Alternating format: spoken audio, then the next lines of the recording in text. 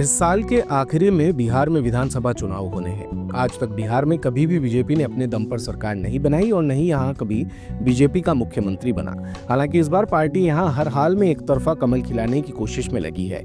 इसका अंदाजा इस बात से लगाया जा सकता है कि पीएम मोदी की विदेश यात्रा में भी बिहार की जनता को लुभाने के तरीके खोज लिए गए हैं। पीएम मोदी को जहाँ मॉरिशस में सर्वोच्च सम्मान से नवाजा गया, तो वहीं उनका स्वागत भी भोजपुरी गीत से ही किया गया।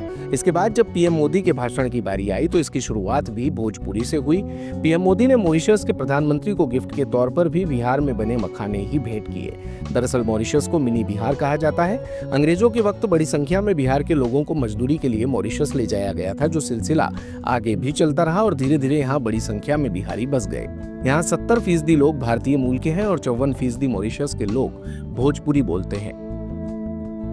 यही कारण है कि पीएम मोदी ने यहाँ एक तीर से दो निशाने साधने के काम किए। उन्होंने न सिर्फ अपने भाषण की शुरुआत भोजपुरी से की, बल्कि सोशल मीडिया अकाउंट से इस यात्रा पर पोस्ट भी भोजपुरी में की गई। इसके साथ ही ये भी देखा गया कि बीजेपी के कई नेता और कार्यकर्ताओं ने भी मॉरिशस दौरे पर भोजपुरी में पोस्ट की है, जो बताता है कि बिहार चुनाव को लेकर रणनीति कितनी तगड़ी है। दूसरी तरफ भोजपुरी के पारंपरिक गीत गवई, जिसे शादी ब्याह और खुशी के मौकों पर गाया जाता है, 2016 से ये गीत यूनेस्को की सांस्कृतिक विरासत का हिस्सा है। पीएम मोदी जब मॉरिशस की राजधानी पोर्ट लुइस पहुंचे तो महिलाओं के एक समूह ने इस भोजपुरी गीत के साथ ही उनका स्वागत किया, जिस पर पीएम मोदी भी देर तक तालियां बजाते नजर आए। इस बार केंद्रीय बजट में भी बिहार के लिए सरकार ने पिटारा खोल दिया था, जिसमें मखाना उद्योग के लिए कई कल्याणकारी योजनाएं लाई गई।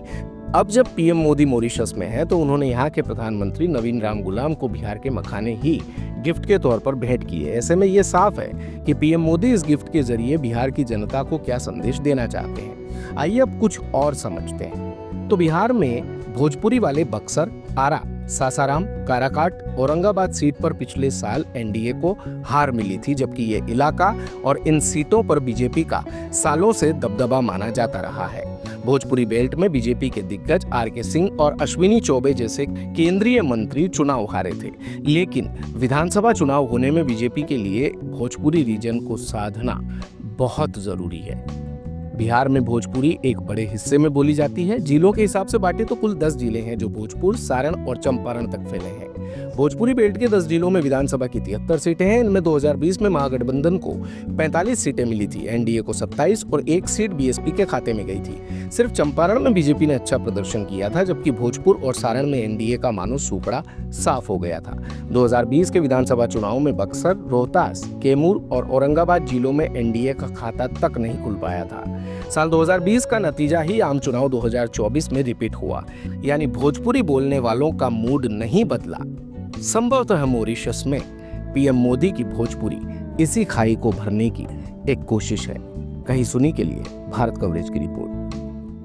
दिन भर की सारी अपडेट्स के लिए सब्सक्राइब करें भारत कवरेज को और हाँ, बेल आइकन दबाना ना भूलें ताकि आप रहे अपडेटेड हमेशा।